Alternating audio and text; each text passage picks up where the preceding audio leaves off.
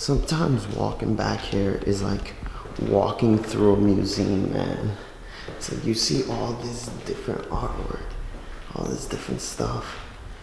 And the crazy part is no one uses Stairwell B. Stairwell B is kind of low-key dope though.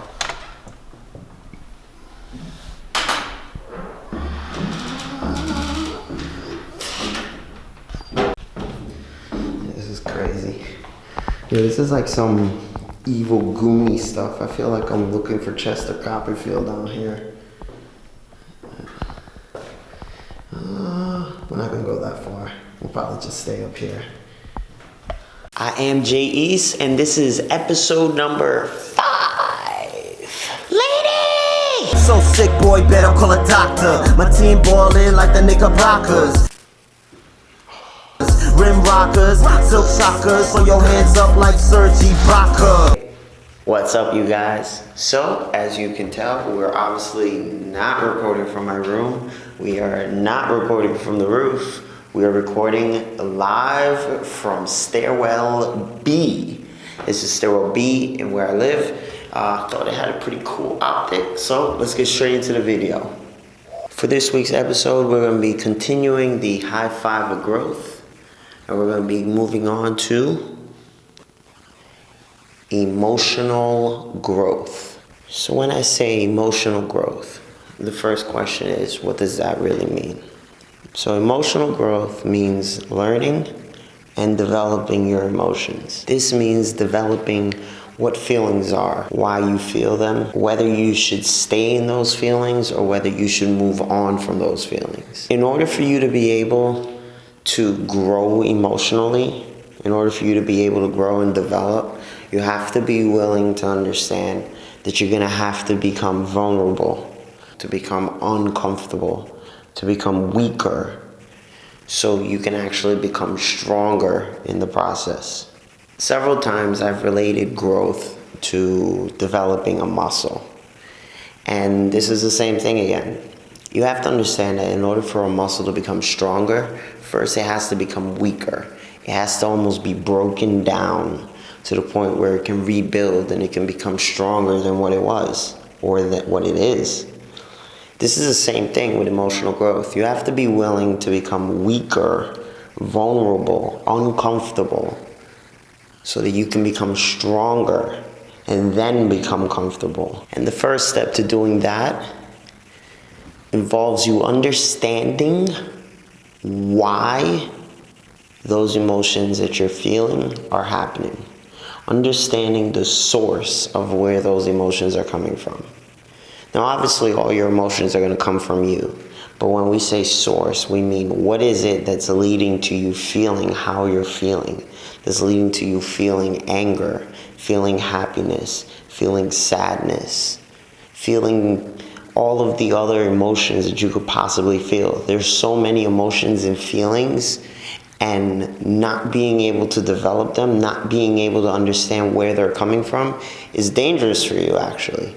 Because this is how you can end up getting stuck in a really bad emotion or in a really deep thought emotion and not having any of the thought behind it and not being able to come out of it.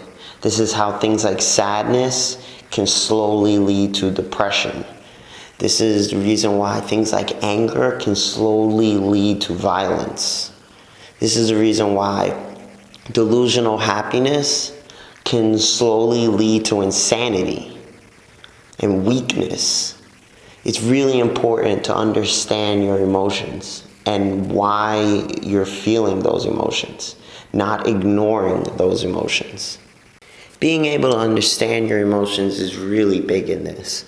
But the other thing is also being able to understand that there are triggers for these emotions and the different things that can trigger those emotions. The emotions that you feel in yourself and the emotions that you trigger in other people. See, you can affect someone like me. You can affect someone else in the world. You have to be able to understand that your emotions don't only affect you. The same way how your actions don't only affect you. This is why it's really important to understand triggers. Understand what your emotion may do. Understand what may be triggering your emotion and how you may be triggering someone else. Triggers can be anything from something that you say, something that you do, something that you do not say, something that you do not do. Triggers are everywhere, and this is really important because you have to realize that with these triggers being everywhere, not being able to recognize when you're triggering someone into an emotion, that's the same thing as punching someone in the face and then saying that you didn't know that you hit them. So the first step is validating the emotion that you're feeling. Validation. Validation is the first step. Because once you've validated, once you've confirmed the emotion that you're feeling and you're not in denial about it, then you can do something to deal with it. See, a lot of people don't validate the feeling or the emotion that they're currently going through. This is why a lot of people don't realize when they're angry. This is why a lot of people don't realize when they're extremely depressed until it's too late. Until they're so deep in the depression that they don't know how to get out of it. And depression is not the only one. There are so many different emotions. There's sadness, there's grief, there are so many different things. There's happiness, there's joy. All of these emotions, you have to be able to acknowledge and validate them. The next step after validation is acceptance. Accepting the emotion that you're feeling. Once you validate it and you've confirmed what it is, and the only way you can deal with it, the only way you can move forward with it is to accept it for what it is, everything that it is. All of the positives and the negatives that come with the emotion. You have to accept it. You can't ignore it. You can't dodge it. You can't pretend it's not there. You have to accept it. Once you've accepted the emotion or the feeling that you're currently in, the next step is learning how not to beat yourself up or to judge yourself for what you're feeling. If you're gonna beat yourself up or you're gonna judge yourself for what you're feeling, it's gonna lead to you almost feeling a negative energy towards yourself. And that's gonna put you in a completely different emotion. You'll never be able to actually get out of it. You have to understand that your emotions don't make you who you are. You make your emotions. So you have to be able to not judge yourself and not beat yourself up because you're feeling sad or because something's happened and now you're feeling really down about it, or you don't want to judge yourself because you're always doing things chasing happiness. Don't judge yourself and don't beat yourself up. Everybody goes through those things. Even the people that tell you that they don't. Everyone goes through it. It's just being able to not judge or beat yourself up over it. What we want to do is we want to find a healthy way to deal with it. And that will lead to growth. That's how you can grow emotionally. You have to find a healthy way to deal with what you're currently going through. Then, once you've learned a healthy way to deal with it, you have to learn navigation.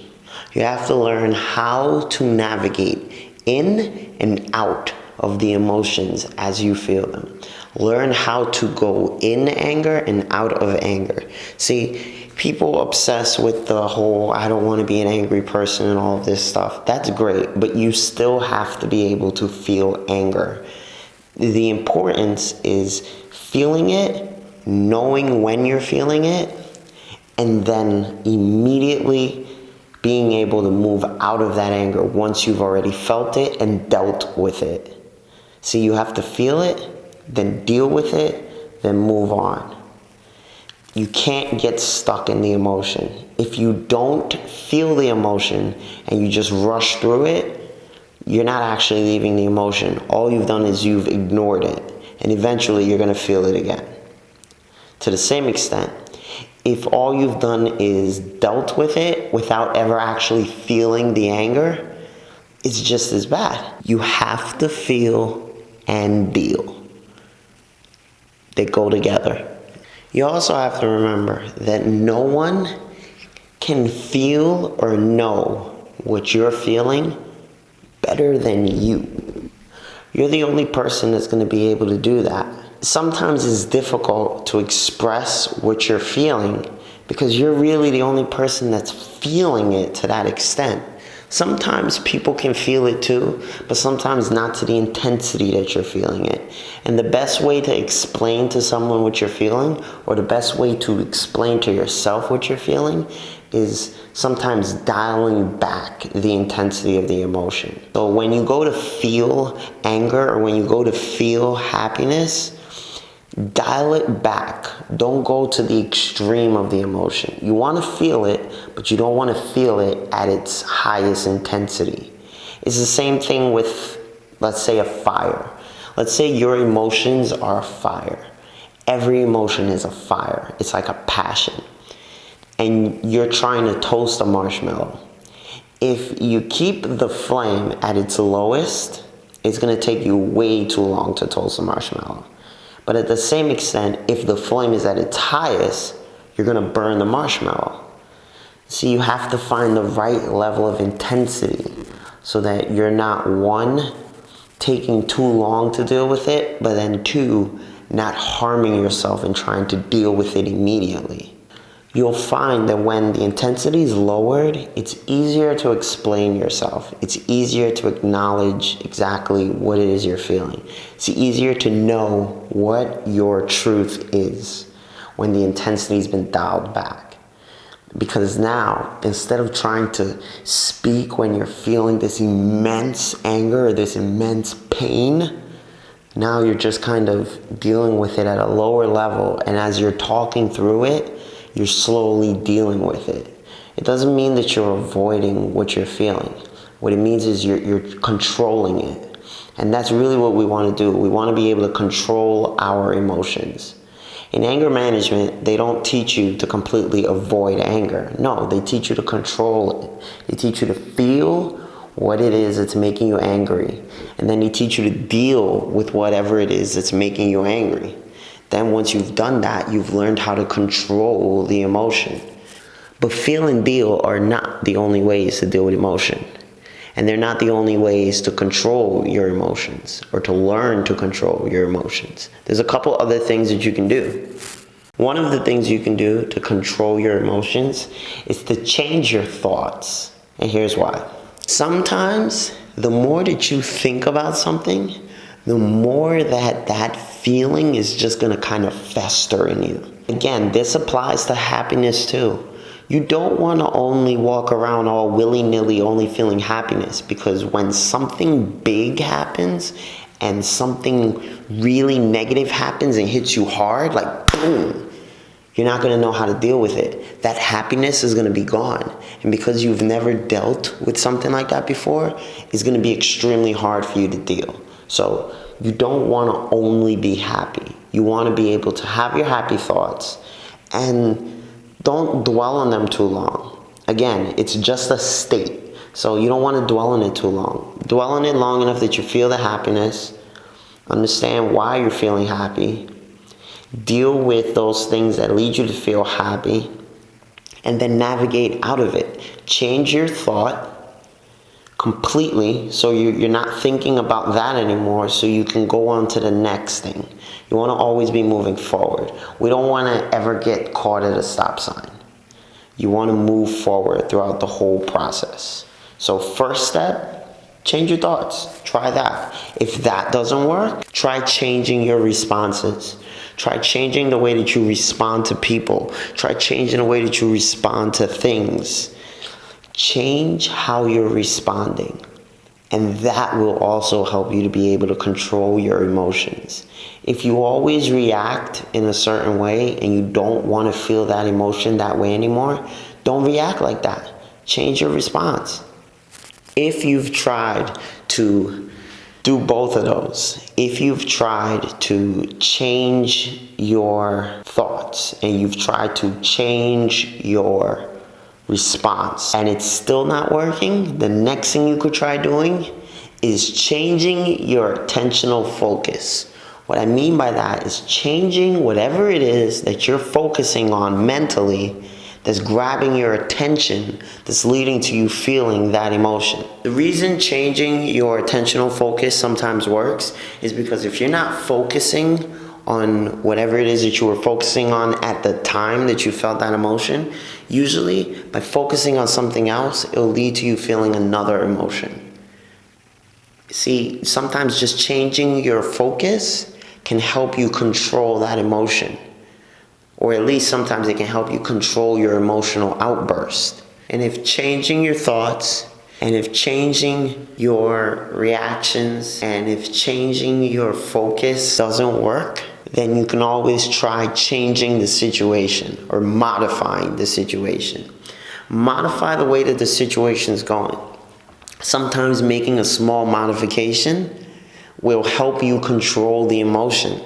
It will help you control whatever it is that might be triggering you or someone else just by modifying it. But you have to be able to be aware of what you're doing when you do that. You have to understand what you're modifying. You have to understand that by modifying this, there's a chance that either you may be able to control emotion for the better or for the worse.